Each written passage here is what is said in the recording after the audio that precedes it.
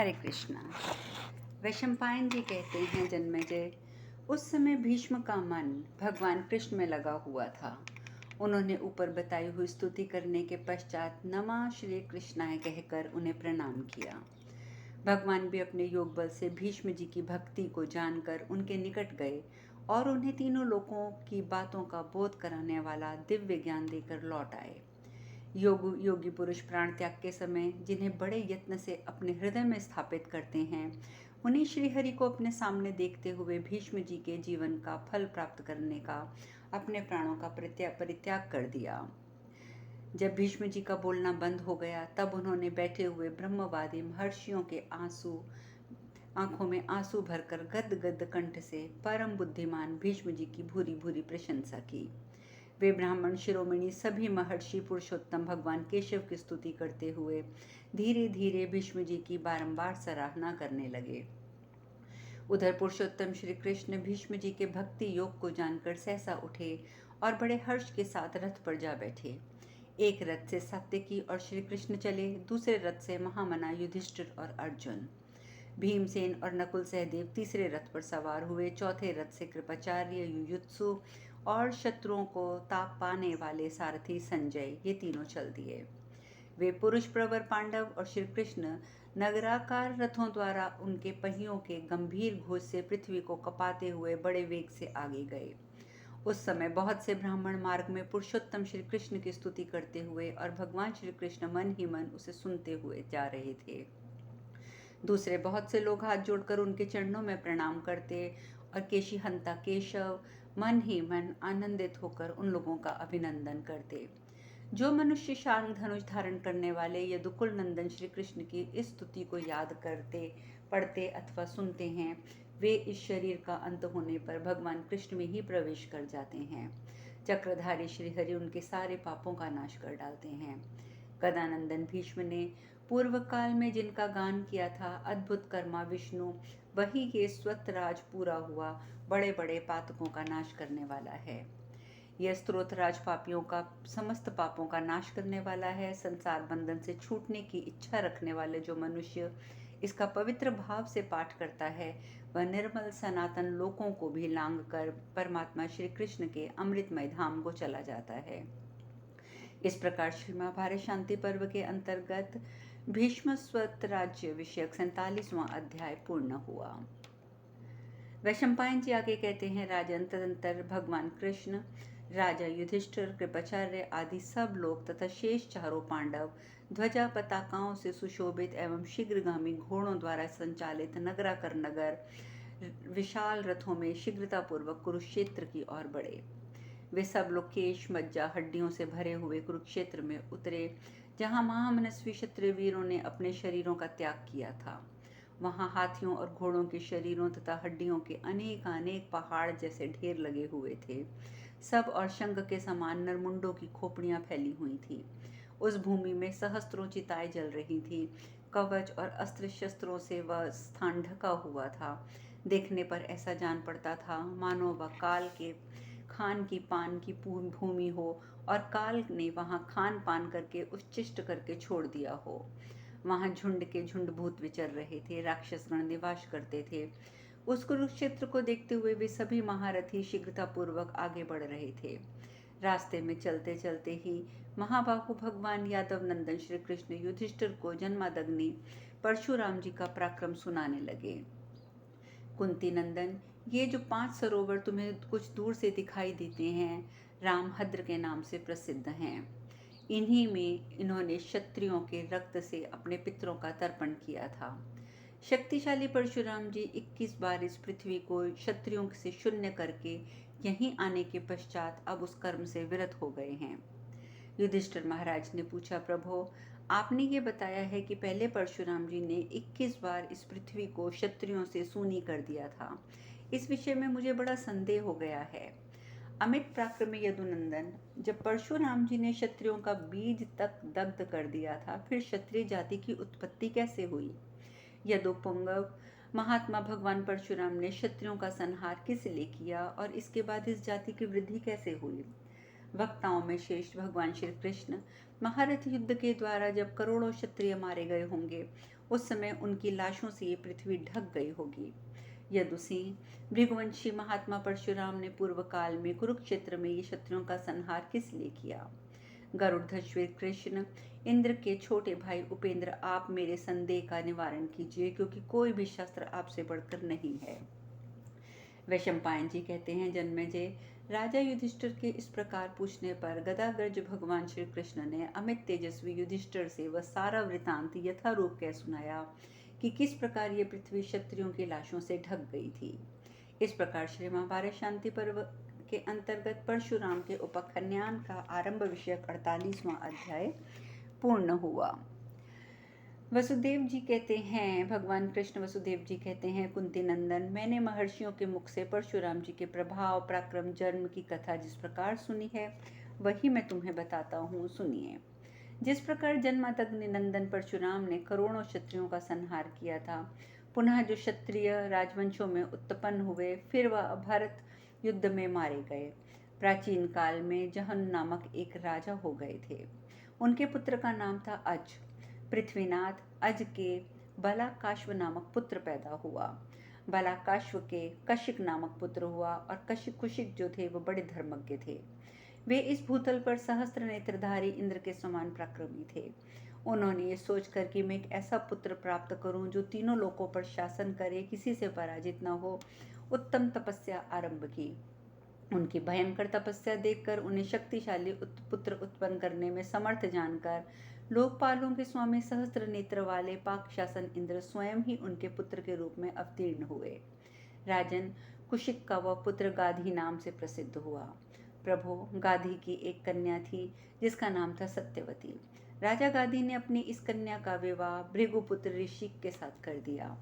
कुरुनंदन, सत्यवती बड़े शुद्ध आचार विचार से रहती थी।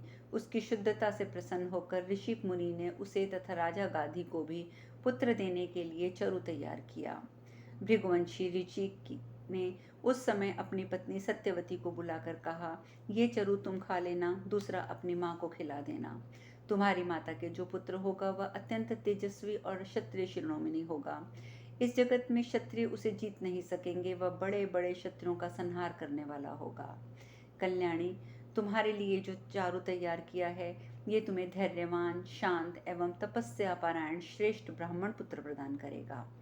पत्नी से ऐसा कहकर भृगुनंदन श्रीमान ऋचिक मुनि तपस्या में के लिए जंगल में चले गए। उसी समय तीर्थ यात्रा करते हुए राजा गाधी अपनी पत्नी के साथ ऋचिक मुनि के आश्रम पर आए। राजन, उस समय सत्यवती उन दोनों चारों लेकर शांत भाव से माता के पास गई और बड़े हर्ष के साथ कही हुई बातों को उनसे निवेदित किया। कुंती कुमार, सत्यवती की माता ने अज्ञानवश अपना चारू तो पुत्री को दे दिया और उसका चारू लेकर भोजन द्वारा अपने में स्थित कर लिया।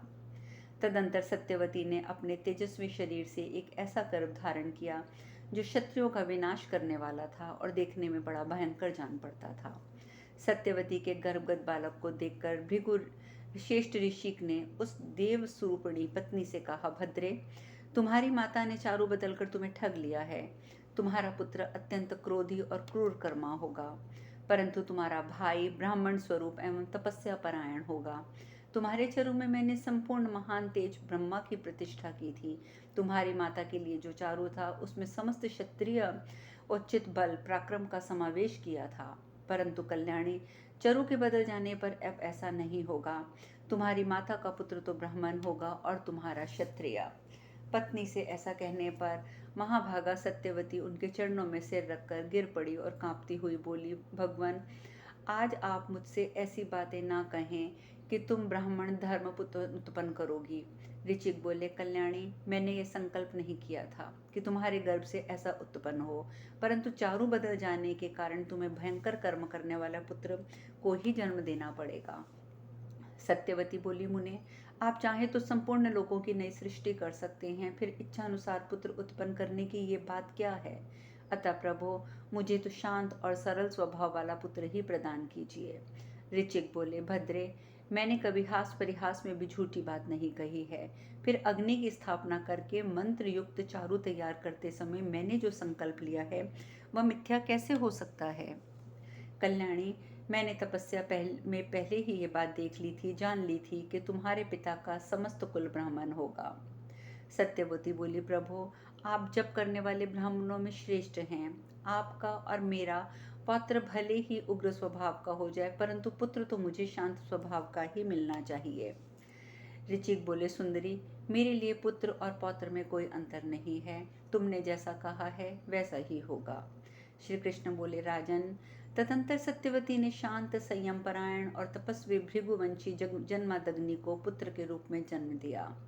कुशिक नंदन गाधी ने विश्वामित्र नामक पुत्र प्राप्त किया, जो संपूर्ण ब्रह्मोचिक गुणों से संपन्न था और ब्रह्म ऋषि पदवी को प्राप्त किए हुए था। ऋचिक ने तपस्या के भंडार जन्मादग्नि को जन्म दिया और जन्मादग्नि ने अत्यंत उग्र स्वभाव वाले जिस पुत्र को जन्म दिया वही ये संपूर्ण विद्याओं धनुर्वेद के परंगत विद्वान प्रज्वलित अग्नि के समान तेजस्वी क्षत्रिय हंता परशुराम जी हैं। परशुराम जी ने गंधमादन पर्वत पर महादेव जी को संतुष्ट करके उनसे अनेक प्रकार के अस्त्र शस्त्र और तेजस्वी कुठार प्राप्त किए। उस कुठार की धार कभी कुंठित नहीं होती थी, वह जलती हुई आग के समान उद्दीप्त रहता था। उस अप्रमेय शक्तिशाली कुठार के कारण परशुराम जी संपूर्ण लोकों में अप्रतिम वीर हो गए। उसी समय राजा कृतवीर्य का बलवान पुत्र अर्जुन हैय वंश का राजा हुआ, जो एक तेजस्वी क्षत्रिय था। दत्तात्रेय की कृपा से राजा अर्जुन ने 1000 भुजाएं प्राप्त कर ली थी। वह महातेजस्वी चक्रवर्ती नरेश था। उस परम धर्मज्ञ नरेश ने अपने बाहुबल से पर्वतों द्वीपों सहित संपूर्ण पृथ्वी को युद्ध में जीतकर अश्वमेध यज्ञ में ब्राह्मणों को दान दिया था। कुंती नंदन एक समय भूखे प्यासे हुए अग्निदेव के पराक्रमी सहस्त्रबाहु अर्जुन से भिक्षा मांगी और अर्जुन ने अग्नि को वह भिक्षा दे दी। तत्पश्चात बलशाली अग्निदेव कार्तिवीर्य अर्जुन के बाणों के अग्रभाग से गाठों गोष्ठों नगरों राष्ट्रों को भस्म कर देने वाली अग्नि से प्रज्वलित हो उठे। उन्होंने उस महापराक्रमी नरेश कार्तवीर के प्रभाव से पर्वतों और वनस्पतियों को जलाना आरंभ कर दिया। हवा का सहारा पाकर उत्तरोत्तर प्रज्वलित होते हुए अग्निदेव ने हैयराज को साथ लेकर महात्मा आवन के सूने और सौरम्य आश्रम को जलाकर भस्म कर दिया। अच्युत कार्त्यवीर के द्वारा अपने आश्रम को जला दिए जाने पर शक्तिशाली आपा मुनि को बड़ा रोष हुआ। उन्होंने कृतवीर्यपुर अर्जुन को शाप देते हुए कहा, अर्जुन तुमने मेरे इस विशाल वन को जलाए बिना नहीं छोड़ा, इसलिए संग्राम में तुम्हारी इन भुजाओं को परशुराम जी काट डालेंगे। भरत अर्जुन महातेजस्वी बलवान नित्य शांति परायण ब्राह्मण भक्त शरणागत को शरण देने वाला दानी और शूरवीर था। अतः उस समय उन महात्मा के दिए हुए शाप पर उसने कोई ध्यान नहीं दिया। शापवश उसका बलवान पुत्र ही पिता के वध का कारण बन गया। भरतशेष उस शाप के कारण सदा क्रूर कर्म करने वाले वे घमंडी राजकुमार एक दिन जन्मादग्नि मुनि की होम धेनु के बछड़े को चुरा कर ले आए। उस बछड़े के लाए जाने की बात बुद्धिमान है राज कार्तवीर को मालूम नहीं थी, तथापि उसी के लिए महात्मा परशुराम के साथ उनका घोर युद्ध छिड़ गया। राजेंद्र तब रोष में भरे हुए प्रभावशाली जन्मादग्नि परशुराम ने अर्जुन की उन भुजाओं को काट दिया और इधर उधर घूमते हुए बछड़े को वे हैव्यों के अंतपुर से लेकर आश्रम में ले आए। नरेश्वर अर्जुन के पुत्र बुद्धिहीन और मूर्ख थे। उन्होंने संगठित होकर महात्मा जन्मादग्नि के आश्रम पर जाकर भल्लों के अग्रभाग से उनके मस्तक को धड़ से काट डाला। उस समय यशस्वी परशुराम जी समिधा और कुशा लेने के लिए आश्रम से दूर गए थे। पिता के इस प्रकार मारे जाने से परशुराम के क्रोध की सीमा न रही। उन्होंने इस पृथ्वी को क्षत्रियों से सूनी कर देने की भीषण प्रतिज्ञा करके हथियार उठाया। भृगुकुल के सिंह पराक्रमी परशुराम ने पराक्रम प्रकट करके कार्तिवीर्य के सभी पुत्रों और पौत्रों का शीघ्र ही संहार कर डाला। राजन परम क्रोधी परशुराम ने सहस्त्रों हैयों का वध करके इस पृथ्वी को रक्त की कीच से भर दिया। उसी समय शीघ्र ही पृथ्वी को क्षत्रियों से हीन करके महातेजस्वी परशुराम अत्यंत दया से द्रवित होकर वन में चले गए। तदंतर कई हजार वर्ष बीत जाने पर एक दिन वहां स्वभावतः क्रोधी परशुराम पर आक्षेप किया गया। महाराज विश्वामित्र के पौत्र और रैम्ब के पुत्र महातेजस्वी परावसु ने भरी सभा में आक्षेप करते हुए राम राजा ययाति के स्वर्ग से गिरने के समय जो प्रतर्दन आदि सज्जन पुरुष यज्ञ में एकत्रित हुए थे, क्या वे क्षत्रिय नहीं थे? तुम्हारी प्रतिज्ञा तो झूठी है। तुम व्यर्थ ही जनता के सामने ढींक हाँगा करते हो। मैंने क्षत्रियों का अंत कर दिया है। मैं समझता हूँ तुमने क्षत्रियों के वीरों के भय से ही पर्वत में शरण ली है। इस समय पृथ्वी पर सब और सैकड़ों क्षत्रिय भरे पड़े हैं। राजन, परावसु की बात सुनकर भृगुवंशी परशुराम ने पुनः शस्त्र उठा लिया। पहले उन्होंने जिन सैकड़ों क्षत्रियों को छोड़ दिया था, वे भी बढ़ चढ़कर महापराक्रमी भूपाल बन बैठे थे। नैरेश्वर, उन्होंने पुनः उन सब के छोटे छोटे बच्चों तक को शीघ्र ही मार डाला। जो बच्चे शरीर गर्भ में रह गए थे, उन्हीं से पुनः जो पृथ्वी है व्याप्त हो गई। परशुराम जी ने एक एक गर्भ से उत्पन्न होकर पुनः उसका वध कर डालते थे।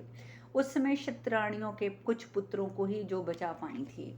इस प्रकार शक्तिशाली परशुराम जी ने इस पृथ्वी को 21 बार क्षत्रियों से हीन करके अश्वमेध यज्ञ किया। उसकी समाप्ति होने पर दक्षिणा के रूप में ये सारी पृथ्वी उन्होंने कश्यप जी को दे दी। तदंतर कुछ क्षत्रियों को बचाए रखने की इच्छा से कश्यप जी ने सुख लिए हाथ से संकेत करते हुए बात कही, महामुने, अब तुम दक्षिण समुद्र के तट पर चले जाओ। अब कभी मेरे राज्य में निवास न करना। यह सुनकर परशुराम जी चले गए। समुद्र ने सहसा जन्मादग्नि कुमार परशुराम जी के लिए जगह खाली करके शूरपारक देश का निर्माण किया, जिसे उपरांत भूमि भी कहते हैं। महाराज, कश्यप ने पृथ्वी को दान में लेकर उसे ब्राह्मणों के अधीन कर दिया और वे स्वयं भी जंगल वन के भीतर चले गए। भरत श्रेष्ठ, फिर तो स्वेच्छाधारी वैश्य शूद्र श्रेष्ठ द्विजों की स्त्रियों के साथ अनाचार करने लगे। सारे जीव जगत में अराजकता फैल गई। बलवान मनुष्य दुर्बलों को पीड़ा देने लगे। उस समय ब्राह्मणों में से किसी की प्रभुता कायम ना रही। कालक्रम में से दुरात्मा मनुष्य अपने अत्याचारों से पृथ्वी को पीड़ित करने लगे। इस उलटफेर से पृथ्वी शीघ्र ही रसातल में प्रवेश करने लगी, क्योंकि उस समय धर्म रक्षक क्षत्रियों द्वारा विधि पूर्वक पृथ्वी की रक्षा नहीं की जा रही थी।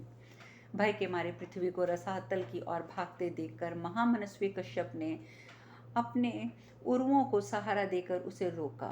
कश्यप जी ने उरु से इस पृथ्वी को धारण किया, इसीलिए वह उर्वी के नाम से प्रसिद्ध हुई। उस समय पृथ्वी देवी ने कश्यप जी को प्रसन्न करके अपनी रक्षा के लिए ये वर मांगा कि मुझे भूपाल दीजिए। पृथ्वी बोली, ब्राह्मण, मैं स्त्रियों के लिए क्षत्रिय शिरोमणियों को छिपा कर रखा है। मुने सब है यह कुल में उत्पन्न हुए हैं जो मेरी रक्षा कर सकते हैं। प्रभो, इसके सिवा पुरुवंशी विदुरथ का भी एक पुत्र जीवित है, जिसे शक्षवान पर्वत पर रीछों ने पालकर बड़ा किया है। इस प्रकार शक्तिशाली यज्ञपरायण महर्षि पराशर ने दयावश सौदास के पुत्र की जान बचाई है। वह राजकुमार द्विज होकर भी शूद्रों के समान सब कर्म करता है, इसलिए सर्वकर्मा नाम से विख्यात है। वह राजा होकर मेरी रक्षा करे। राजा शिबी का एक महातेजस्वी पुत्र बचा है, जिसका नाम गोपति है। उसे वन में गौओं ने पाल पोस कर बड़ा किया है। मुने, आपकी आज्ञा हो तो वह मेरी रक्षा करे। प्रतपर्दन का महाबली पुत्र वत्स भी राजा होकर मेरी रक्षा कर सकता है। उसे गौशाला में बछड़ों ने पाला है और उसका नाम वत्स हुआ है। दधिवाहन का पौत्र और द्विरथ का पुत्र भी गंगा तट पर महर्षि गौतम के द्वारा सुरक्षित हैं। महातेजस्वी महाभाग वृहदत्त महान ऐश्वर्य से संपन्न है। उसे गृहकूट पर्वत ने लंगूरों से बचाया है। ये सभी क्षत्रिय बालक जहाँ तहाँ विख्यात हैं। वे सदा शिल्पी और सुनार आदि जातियों के आश्रित होकर रहते हैं। यदि ये क्षत्रिय मेरी रक्षा करें तो मैं अविचल भाव से स्थिर हो सकूंगी। इन बेचारों के बाप दादे मेरे लिए युद्ध में अनायास ही महान कर्म करने वाले परशुराम जी के द्वारा मारे गए हैं। महामुने, मुझे उन राजाओं से उऋण होने के लिए इन वंशजों का सत्कार करना चाहिए। मैं धर्म की मर्यादा को लांघ करने वाले क्षत्रियों के द्वारा कदापि अपनी रक्षा नहीं चाहती। जो अपने धर्म में स्थित हैं, उसी के संरक्षण में मैं रहूं, यही मेरी इच्छा है। अतः आप इसकी व्यवस्था करें। भगवान श्री कृष्ण कहते हैं, राजन, तदंतर पृथ्वी के बताए हुए उन सब पराक्रमी क्षत्रिय भूपालों को बुलाकर कश्यप जी ने उनका भिन्न भिन्न राज्यों पर अभिषेक कर दिया। उन्हीं के पुत्र पौत्र बड़े, जिनके वंश इस समय प्रतिष्ठित हैं। पांडुनंदन, तुमने जिसके विषय में पूछा था वह पुरातन वृतांत ऐसा ही है। अब शेष कथा कल। हरे कृष्णा।